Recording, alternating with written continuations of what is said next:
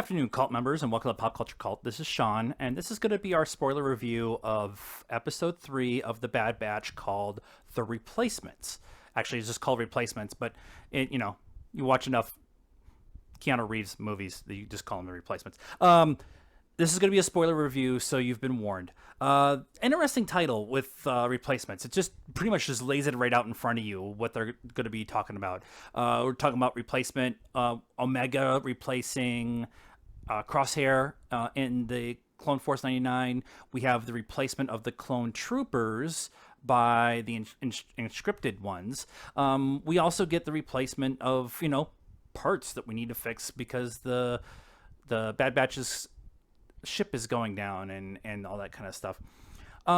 There's 3 parts to this episode.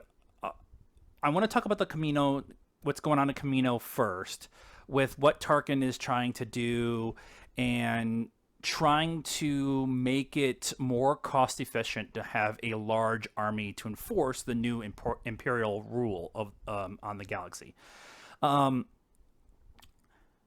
For what they want, Tarkin is correct. However, the Caminoans are just trying to stay in business, and if they lose the clones, the ability to make clones on mass scale and sell them to the new empire, they're going to be out of business. And so, of course, they're going to do everything and anything that they can do to stay in business. They hinted at making some kind of super soldier kind of system, which I think is maybe what the Bad Batch was supposed to be about during the Clone Wars. Is they messed with the genetics and they got these enhanced versions of clones, but they made a point of saying that we need organic material that we can't have from Jango anymore. The Jango stuff is degrading, and so we need genetic material to cast essentially the new set of clones, super clones, not directly calling out Omega or the Bad Batch, but definitely making a point of that they maybe were trying to use Omega specifically, but also the Bad Batch to make these super clones, messing with the genetics and stuff like that. Tarkin leaves Camino and actually promotes Rampart to Vice Admiral and makes him in charge of everything that's going on in Camino and trying to figure out what the next step is specifically for the clones, but also for the Empire and their troops and all that kind of stuff. The inscription thing is kind of interesting because we get that with Crosshair and the volunteers of the army, and making a point of showing that with the inhibitor chip, you can actually control the fighters, the army, a lot better than you can with those who volunteer. And we get that when they go to Alderaan with the Crosshair and what could be the basis of the Death Troopers. But still, we're still in that gray area.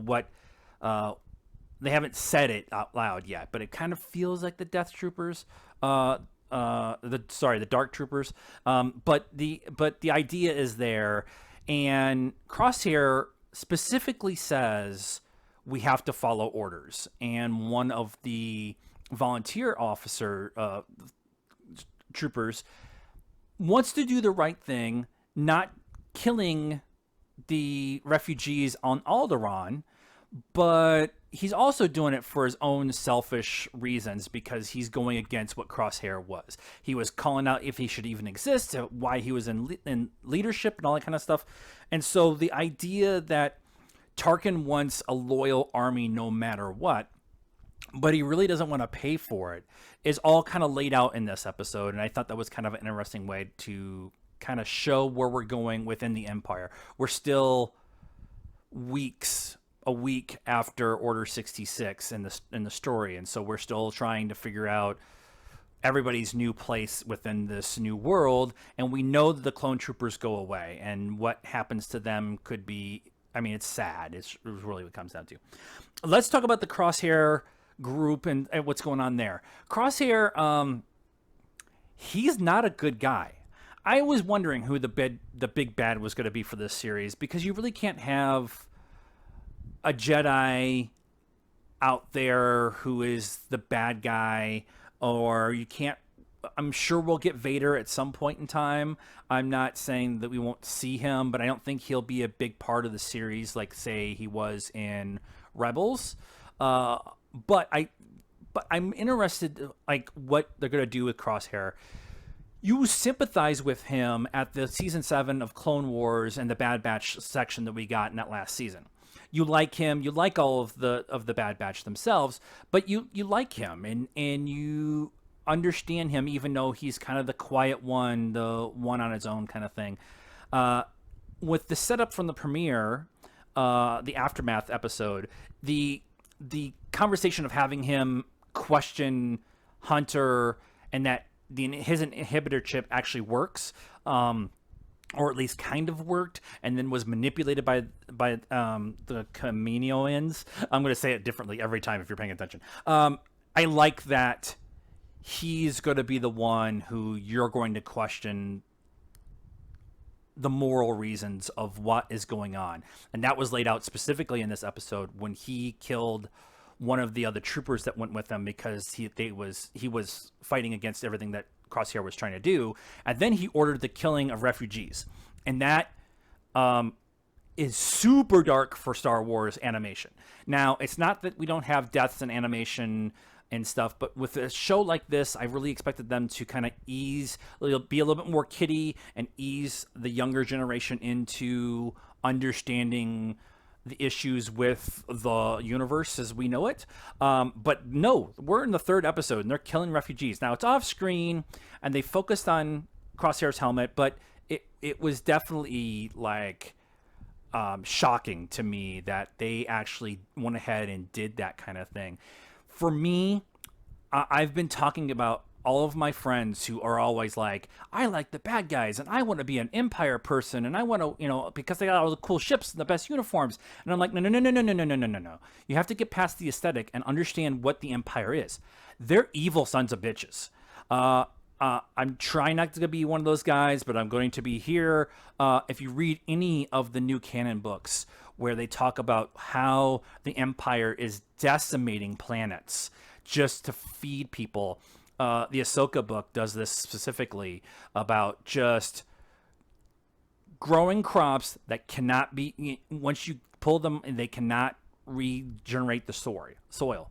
And this episode 2 is another one of those examples where the Empire doesn't care if you're not going to listen, you're out, and you're going to be killed off, removed from anything that is of your life, of your possession, of anything. And that's just an overlying theme throughout all of Star Wars during this Skywalker time period. Let's talk about Omega. Omega definitely is fitting into her spot with the new dynamics of the Bad Batch. Because Crosshair is gone, she is kind of filled in that spot. Not necessarily that she is Crosshair, but she's filled in that spot. And Hunter kind of goes at her a little bit, not like yelling at her or whatever, but it takes her a moment to kind of convince Hunter that I'm not trying to replace him. I am just the one who happens to be here in his absence.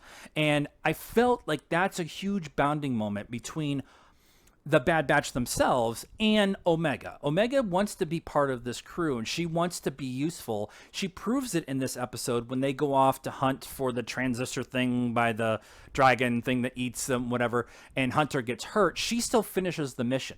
She is part of this crew. She wants to be involved. Even though she's young, even though she's small, she has worth. And she proved it in this episode to not only herself, but also the fans and the rest of the crew, but specifically Hunter. I just like that they by the end of the episode they have completely accepted her as part of the crew, and with Wrecker making her own bunk and her own bed, because she even sits down. She's like, I've never had my own room, and so she's getting her independence that she so badly wants, and the guys are getting something to remind them that they are they are human, even though they're clones, but they're human, and they have feelings and understanding and stuff. I love that Wrecker's turning into the big brother. He banged his head. He spent when they crash landed. He spent the rest of the episode rubbing the spot on his neck where the inhibitor chip is. So I'm interested to see where that's going to go. Tech was working on something that was going to try to find the chip and maybe disable it and stuff in this episode too. So a little maybe foreshadowing what we go forward. Back to what we're talking about with the Camino and wins. Again, I'm going to say it differently every time. I really think Omega is all of the Bad Batch's abilities in one person. I really feel like that's it. I don't think she's force sensitive. I think they were genetically engineering a super soldier, and she was the guinea pig. And so I feel like we're going to get more and more of that laid out in front of us. I'm not opposed if she's force sensitive.